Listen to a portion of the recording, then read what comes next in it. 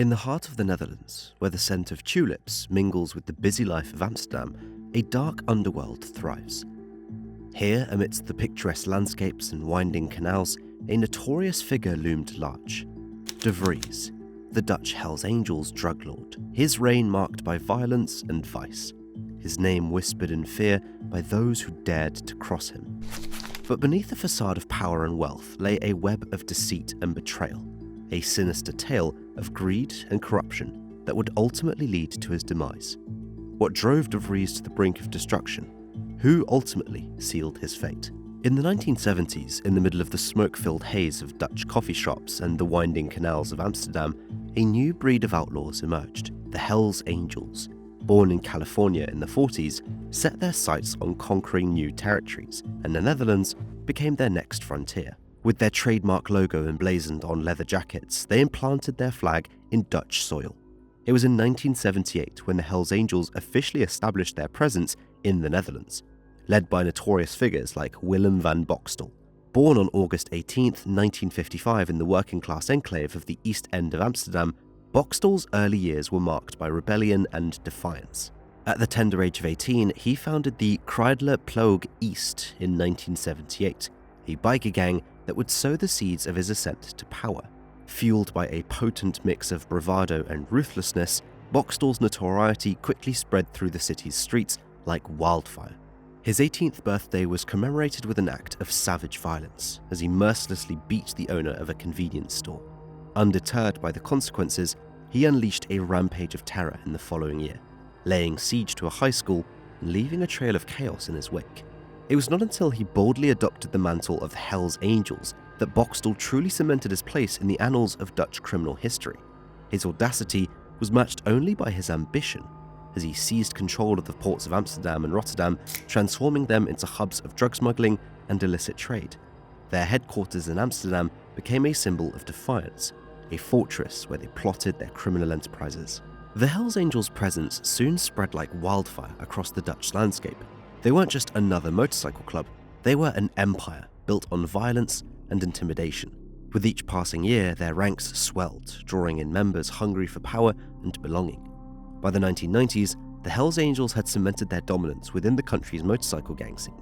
They controlled the drug trade with an iron grip, flooding the streets with narcotics while lining their pockets with dirty money. The profits reaped from this nefarious enterprise were staggering, with estimates placing the annual revenue of Boxtel's criminal empire in the tens of millions. With the ports of Amsterdam and Rotterdam under their sway, the Dutch Hells Angels became the gatekeepers of Europe's drug trade for a while, dictating terms to smugglers and distributors alike. But their illicit activities didn't stop at narcotics. Boxtel and his associates cast a wide net, ensnaring brothels, restaurants, cafes, and nightclubs in their web of corruption. These establishments became fronts for money laundering and illicit transactions, their doors open to anyone willing to pay the price of admission. No corner of the Netherlands was immune to their influence as they expanded their reach into every major city and beyond, with more than 6,000 members in 468 charters. Considering that the club was expanding so fast, Boxtel decided that different charters should have different presidents, and this is when Paul de Vries entered the picture. He was named the president of the Limburg Charter. Paul de Vries, known as the Butcher, rose from humble beginnings in a trailer park, forging a path of brutality and violence that would earn him notoriety among the ranks of the Hells Angels.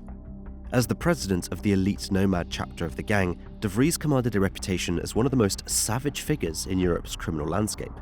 His love for violence knew no bounds, with Dutch police estimating his involvement in between 11 and 15 murders during his tenure with the Hells Angels. Renowned biker expert Thomas Barker dubbed him one of the most vicious members of the organization on the European continent. His ruthlessness extended even to his fellow bikers, as evidenced by his involvement in disappearance and presumed murder of British Hells Angels Steve Grumps Cunningham. Disputes over money led to Cunningham's fateful journey to the Netherlands to confront de Vries, a journey from which he never returned. But de Vries' criminal activities extended far beyond his own borders. He was deeply entrenched in the lucrative drug trade, masterminding the smuggling of narcotics from Colombia via the Dutch West Indies into the Netherlands. With contacts like Angelo Diaz, a key figure in the Colombian drug cartels, de Vries orchestrated a sophisticated operation that spanned continents and oceans.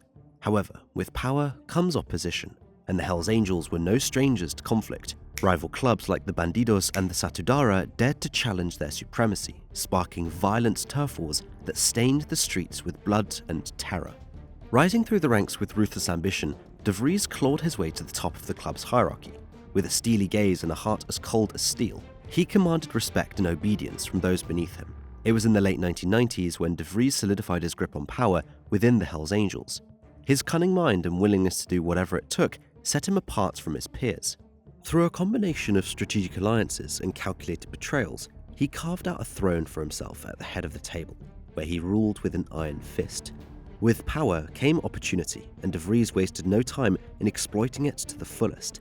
As the undisputed kingpin of the Dutch Hells Angels, he controlled a vast network of drug trafficking operations that spanned the length and breadth of the country. From Amsterdam to the quiet countryside, his reach knew no bounds. Coke, heroin, meth. No substance was off limits to De Vries and his cronies. They flooded the streets with narcotics and over 600 kilograms of coke, feeding the insatiable appetite of addicts while lining their own pockets with ill-gotten gains. Under his command, the Hells Angels became synonymous with organized crime, their name whispered in fear by those who dared to cross them. As the profits poured in, so too did the wealth and influence of De Vries. He was making around $10 to $15 million in drugs alone. He lived a life of luxury, surrounded by the trappings of success, lavish mansions, exotic cars, and designer clothes. But it wasn't just material wealth that fueled his ambition, it was the power that came with it. De Vries' influence extended far beyond the confines of the Hells Angels clubhouse. He had politicians in his pocket and police officers on his payroll. He knew he could do anything. Start a war, create a riot, all of it. As De Vries got hold of indefinite power within his gang, the Nordic Biker War erupted in 1994, igniting a deadly feud between the Hells Angels and the Bandidos over control of the drug trade. This conflict saw a spate of violent incidents across Scandinavia, resulting in numerous casualties and extensive damage to property. Despite law enforcement efforts to maintain order, the violence persisted, with shootings, bombings, and assassinations becoming disturbingly commonplace. The Danish government responded with stringent measures, including the passage of laws targeting motorcycle clubs involved in criminal activities, and behind all of this was De Vries. His name struck fear into the hearts of his enemies and commanded loyalty from his allies. To cross him was to invite certain death, a fate that few were brave enough to tempt. But for all of his power, wealth, and success, De Vries knew that in the world of organized crime, there were no guarantees. The same ambition that propelled him to the top could just as easily be his downfall. In early 2004, De Vries found himself entangled in a web of his own making. His daughter's impending marriage to one of his henchmen, Cora Pijnenberg, became a focal point of his obsession. De Vries, known for his wealth and influence, demanded that his chapter foot the bill for extravagant wedding expenses, showcasing his penchant for exploiting his associates for personal gain. As tensions simmered within his inner circle, whispers of dissent grew louder. Members of his Nomads chapter, disgruntled by De Vries' tyrannical rule and extravagant demands, began to plot his downfall. The situation reached a boiling point when one member, Peter Schumans, sought permission from Hells Angels Amsterdam president Willem van Boxtel to eliminate De Vries. Meanwhile, De Vries' personal life spiraled out of control.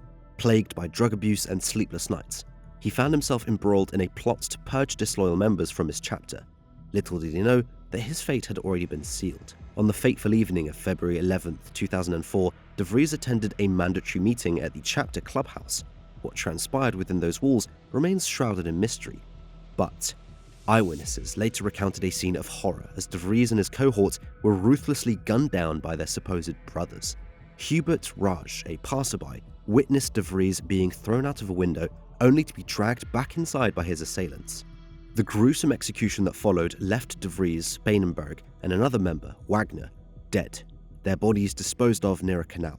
In the aftermath of the massacre, De Vries' love house, a secret hideaway of his ill-gotten gains, was ransacked, leaving his girlfriend, Dee Sam, bereft of both her lover and the stolen riches. De Vries' lavish funeral, attended by Hells Angels from across the globe, belied the internal strife and resentment that simmered beneath the surface. His tombstone, adored with the ominous SS lightning bolt runes, served as a grim reminder of his violent legacy. Amidst the chaos, Schumans ascended to power, only to face accusations of his involvement in the drug ripoff that precipitated De Vries' downfall. Despite the arrest of several suspects, including Schumann's and Marco Hager, the truth behind de Vries' murder remained elusive. Law enforcement agencies and government officials reacted swiftly to de Vries' death, viewing it as a major victory in their ongoing battle against organised crime.